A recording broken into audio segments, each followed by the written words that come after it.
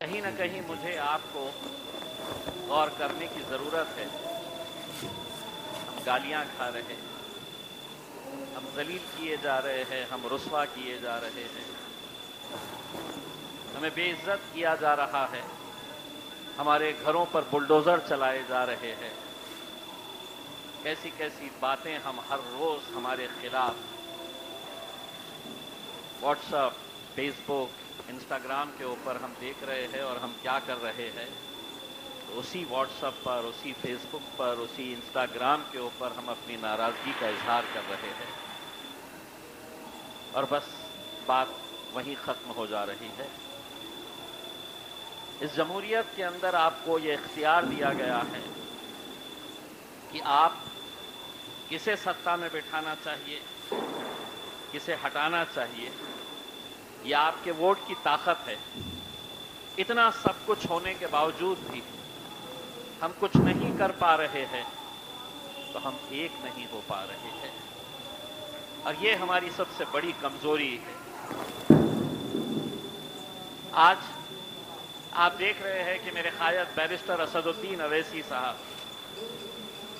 बिहार की सड़कों पर सुबह से लेकर रात तक, रात से लेकर सुबह तक वो एक दीवाने की तरह एक जुनून लेकर बिहार में आपकी अपनी क़यादत खड़े करने के लिए कोशिश कर रहे। कितनी सारी सीटें हैं, मजलिस कितनी सीटें मांग रही है। पिछले इलेक्शन में हमने 5 सीटें जीते। इस बार हमने जो गठबंधन है वहां पर उनसे महज हमने 6 सीटें मांगे। जो 5 हमने जीते थे और उसके ऊपर 1 सीट, लेकिन कोई हमें लेने के लिए तैयार नहीं है। इसलिए नहीं लेने के लिए तैयार है क्योंकि वो जानते हैं ये जो कौम है ये बिखरी पड़ी है। इन्हें हम बड़ी आसानी के साथ हम बांट सकते हैं, सियासत के अंदर इन्हें खरीद सकते हैं, इनका सौदा कर सकते हैं। इन्हें बिखेरना कौन सी बड़ी बात है। अगर हमें 6 सीटें भी नहीं मिल रही है तो आप समझ लीजिएगा ये सभी लोग जानते हैं कि इनका वोट हमारी जागीर है। कहां जाएगा? कभी हम इन्हें भाजपा से डराएंगे, कभी शिवसेना से डराएंगे, कभी योगी से डराएंगे, कभी किसी और से डराएंगे और अपना उल्लू सीधा कर लेंगे। क्या फर्क है? अभी अभी किसी ने बताया, आप चुनकर किसी एक आमदार को देते हैं, वो आमदार चुनकर आने के बाद किसी और के गोदी में जाकर बैठ जाता है। लाखों लोगों का धोखा किया जाता है।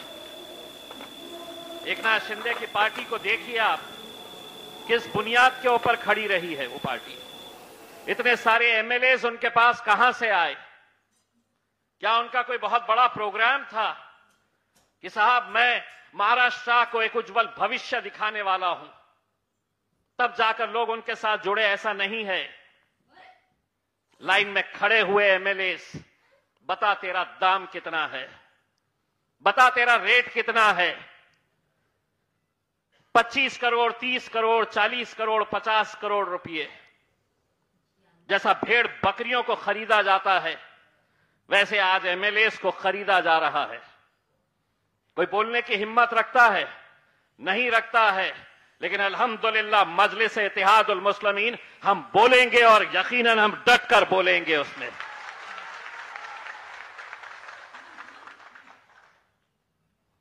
दिवाली का त्योहार आ रहा है। मैं तमाम मेरे हिंदू भाइयों को दिवाली की मुबारकबाद देता हूं और उनसे यह कहना चाहता हूं कि अगर ये मुल्क को मजबूत करना है, इस मुल्क की एकजहती को अगर मजबूत रखना है, तो उन लोगों की बातों में मत आओ कि यहीं से खरीदना, हमारे ही दुकानदारों से खरीदना। यह मुल्क की खूबसूरती है हमारी। हमने इतने सालों तक सभी जाति, धर्म और मजहब के लोग एक साथ मिलकर रहे हैं, तब जाकर यह भारत देश बना है।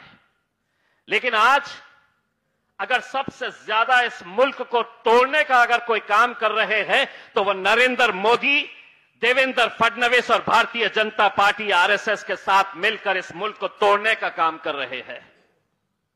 हम कहीं नहीं जाने वाले। बार बार तुम्हारे लिए पाकिस्तान बनाया गया है, तुम वहां चले जाओ, तुम यहां क्यों है? हम उनको यही कहते हैं।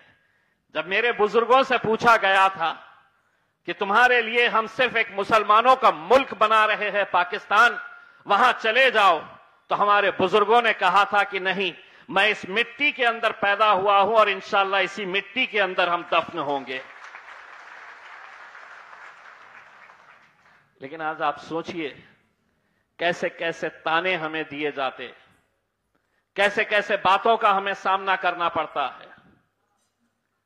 कुछ दिन पहले आपने देखा होगा, महाराष्ट्र के एक शहर में हम गए थे असद साहब के पास। चिल्लर चाल्लर इत्ते से भाजपा का कोई नेता इतना सा है,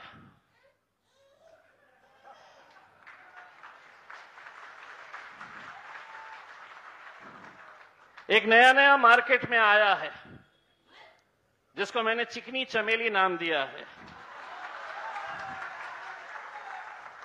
मतलब यह है कि आप बोलते रहो, जो बोलना है आप बोलते रहो।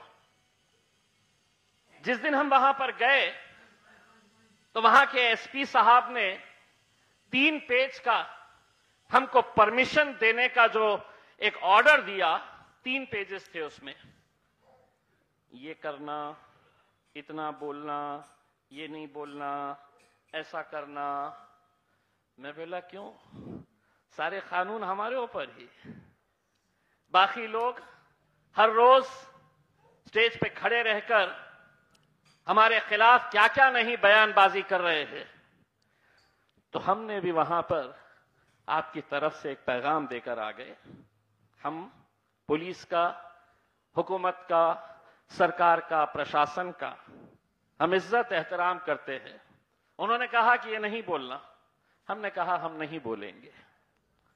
लेकिन बाद में उनको ये भी बोल दिए, अगर इसके बाद अगर किसी शहर के अंदर अगर इस कौम को अगर किसी ने गाली दिए, उस लहजे के अंदर अगर बात किए, जिस लहजे में बात करने से तुम हमें रोक रहे हैं, तो एक बात समझ लेना, उस शहर के अंदर जब दोबारा हमारा जलसा होगा तो हमारी जबान कितनी खूबसूरत है हम जरूर आपको दिखाएंगे। उसमें हमारी जबान कितनी लंबी है हम आपको ये जरूर दिखाएंगे। मरना सबको है, कोई आबे हयात पी कर आया है, कोई जिंदगी भर जीने वाला है नहीं। कमजोर अगर है, डरपोक अगर है, तो किसी और पार्टी में चले जाओ मेरे भाई। मजलिस के अंदर जगह नहीं है डरपोकों की। बोलने की हिम्मत रखो, ताकत रखो। मुझसे भी कहते हैं लोग, आज के इस दौर के अंदर कैसा आप जाकर कह देते हैं। बिहार में जाकर उत्तर प्रदेश के मुख्यमंत्री को मैंने एक सभा के अंदर बोल दिया था,